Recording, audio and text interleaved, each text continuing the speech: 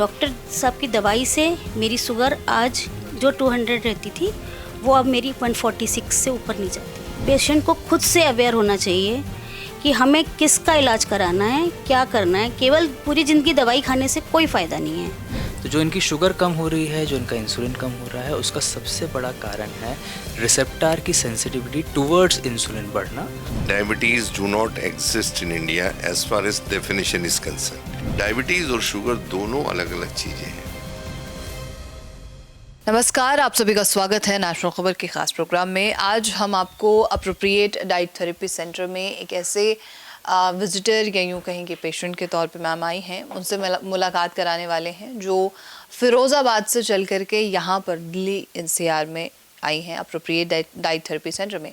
इनका कहना है कि इन्हें ये जानकारी ही नहीं थी कि इन्हें डायबिटीज़ थी, लेकिन आज का क्या सोल्यूशन है, आज की स्थिति क्या है, ये जानने की कोशिश करेंगे। हमारे साथ मैम हैं और डॉक्टर एस कुमार सर भी हैं, जिनसे हम चर्चा करेंगे कि इनकी प्रॉब्लम क्या थी और अभी इनको क्या सोल्यूशन मिला है।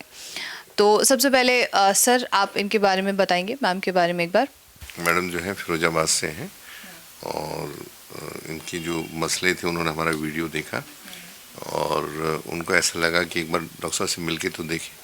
और जब मैंने पहली बार जब आए थे तो मैंने इनको बोला था इनको डायबिटीज़ नहीं है ये रिपोर्ट्स के ऊपर से, और अभी क्रमशः इनकी शुगर बहुत कम आ रही है और 4/11 को स्टार्ट किया था इन्होंने और बाकी इनका ट्राइग्लिसराइड्स जो बड़ा होता है वो भी कम आ गया है। मुझे ऐसा लगता है कि हमसे ज़्यादा बोलने से अच्छा मैडम का इंटरव्यू आप ले मोनिका जी का, मोनिका बंसल जी का जी। मोनिका जी, सबसे पहले हम आपके बारे में जान सकते हैं? जी, मैं फिरोज़ाबाद से हूँ। मेरी एक छोटी सी कांच की इंडस्ट्री है और मुझे पता था डॉक्टर साहब के बारे में, लेकिन मुझे अपना शुगर नहीं पता था कि मेरे को शुगर है।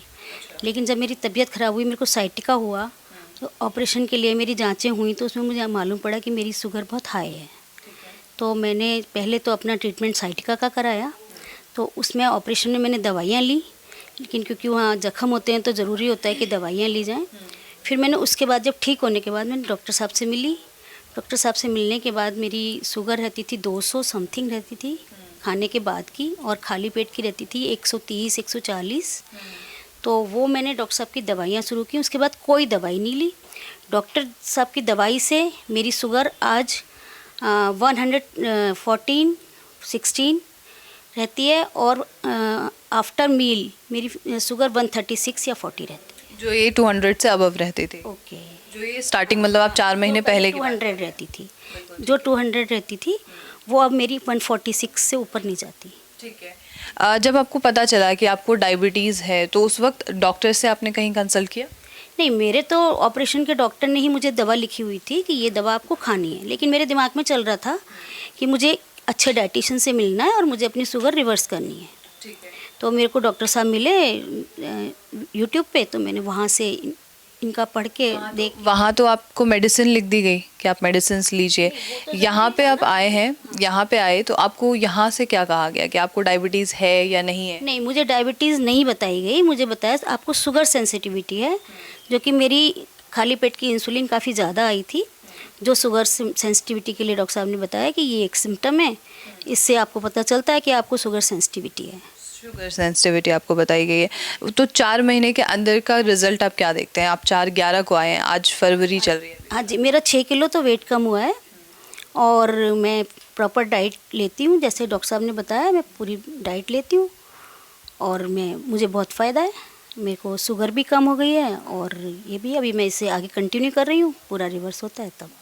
आप कुछ कहना चाहेंगे हमारे पास तमाम पेशेंट्स के लिए, व्यूअर्स के लिए? मैं तो यही कहना चाहूँगी कि पेशेंट को खुद से अवेयर होना चाहिए कि हमें किसका इलाज कराना है, क्या करना है। केवल पूरी ज़िंदगी दवाई खाने से कोई फ़ायदा नहीं है और उसको हमें परहेज़ भी करना पड़ता है और दवाइयाँ भी खानी पड़ती हैं। बल्कि हम इस तरह से अपना इलाज कराते हैं तो थोड़े दिन दवाइयाँ भी खानी है, परहेज़ भी करना है, लेकिन उसके बाद हम सब कुछ खा सकते हैं। बिल्कुल ठीक है। परहेज़ के साथ आप चलेंगे तो आप जल्दी ठीक होना शुरू हो जाएंगे। सिर्फ 3 से 4 महीने के अंदर में जो है इनकी जो इंसुलिन सर 200 से अबव रहते थे, आज 114 वो बता रही हैं। ये संभव कैसे हुआ है, इसके बारे में हम जानना चाहेंगे और हमारे तमाम व्यूअर्स भी। प्लीज़ डॉक्टर वरुण से हम जानकारी लेते हैं। जी सर। तो जो आप देख रहे हैं कि इंसुलिन इनका कम हुआ, उसका सबसे बड़ा रीज़न है इंसुलिन की सेंसिटिविटी बढ़ना। जैसे ही बॉडी की नीड शुगर की कम इंसुलिन से पूरी होने लगी, तो बॉडी ने एक्सेस इंसुलिन बनाना बंद कर दिया। उसका कारण है रिसेप्टर एक्टिवेशन। आपकी बॉडी में जो सेल्स हैं उन सब में लाखों रिसेप्टर्स हैं जो इंसुलिन के साथ मिलके काम करते हैं, क्योंकि जब तक इंसुलिन उन रिसेप्टर्स को ओपन नहीं करेगा आप शुगर को सेल में एंटर नहीं करा सकते। तो जो इनकी शुगर कम हो रही है, जो इनका इंसुलिन कम हो रहा है, उसका सबसे बड़ा कारण है रिसेप्टर की सेंसिटिविटी टुवर्ड्स इंसुलिन बढ़ना, और इसीलिए बॉडी ने एक्सेस इंसुलिन अब बनाना बंद कर दिया या कम कर दिया है उसको। और आगे भी जाके जैसे जैसे इनकी शुगर यूज़ होगी, धीरे धीरे सब इनका इंसुलिन नॉर्मल लेवल में आ जाएगा और ये पूरी तरह से इससे मुक्त हो जाएंगे। जिस तरीके से मोनिका जी को जो है डायबिटीज़ मुक्त बताया गया है, डायबिटीज़ आपको नहीं है, भारत में कितने % ऐसे पेशेंट हो सकते हैं, ऐसे लोग हैं जिन्हें लगता है कि वो डायबिटिक हैं लेकिन उन्हें डायबिटीज़ नहीं है? आप इस पे क्या कहेंगे सर? जहाँ परसेंटेज की बात करें तो मैं तो बोलता हूँ 100% की बात करूँगा मैं। Diabetes do not exist in India as far as definition is concern. मैं हमेशा वीडियोज़ में बोलता हूँ डायबिटीज़ की डेफिनेशन क्या है, तो बोलते हैं आपके बॉडी में इंसुलिन का न बनना, बन रही तो काम नहीं करना, दूसरा सी पेप्टाइड 0.8 के नीचे होना, और तीसरा जो है इनकी जो डीएक्टिवेशन ऑफ पेंक्रियास, काम का न करना। तो जैसे अभी इनका अगर मैं रिपोर्ट देखूं तो इनके बॉडी में तो इंसुलिन भी बन रही है, ऑन द कंट्री एक्सेस बन रही है। ये देखिए 14.90, हाँ 0.8 समथिंग ये हाँ वो सी पेप्टाइड है। ये 0.8 के नीचे से तो 3.53 है, और तीसरा 105% इनका पेंक्रियास काम कर रहा है। तो भाई इनको डायबिटीज़ कहने का अधिकार तो दुनिया में किसी इंसान को नहीं है, न किसी डॉक्टर को है, न किसी मेडिकल फील्ड को है, क्योंकि उन डेफिनेशन उन्होंने बनाई है, तो उनके अगेंस्ट में कैसे काम करेंगे। तो बेसिकली जब तक ये टेस्ट नहीं कराएंगे तब तक ये प्रॉब्लम बना रहेगा। ये टेस्ट कराना बहुत ज़रूरी, इसलिए हम बोलते हैं कि अगर आप टैबलेट ले रहे हैं या कोई इंसुलिन ले रहे हैं तो पहले टेस्ट करा ले और कंफर्म कर ले कि वाकई में आपको डायबिटीज़ है या नहीं। डायबिटीज़ और शुगर दोनों अलग अलग चीज़ें हैं। शुगर जो है एक्सटर्नल सोर्स से आ रही है, diabetes is a organ based है।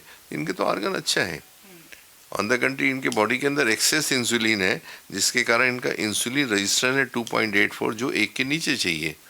तो जैसे ही वो 1 के नीचे आएंगे तो शुगर इनकी नॉर्मल आ जाएगी। तो अगर शुगर नॉर्मल आ रही है तो डायबिटीज़ कहने का अधिकार न किसी साइंस को है, न मेडिकल साइंस को, न मुझे है।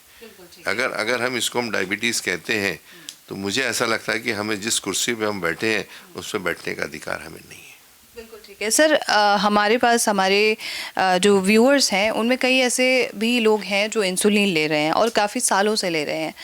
वो आपसे कितने दिन में उम्मीद कर सकते हैं कि उनकी इंसुलिन आपके द्वारा जब ट्रीटमेंट वो लेंगे तो वो पूरी तरीके से बंद हो जाएगी? Depends on the situation.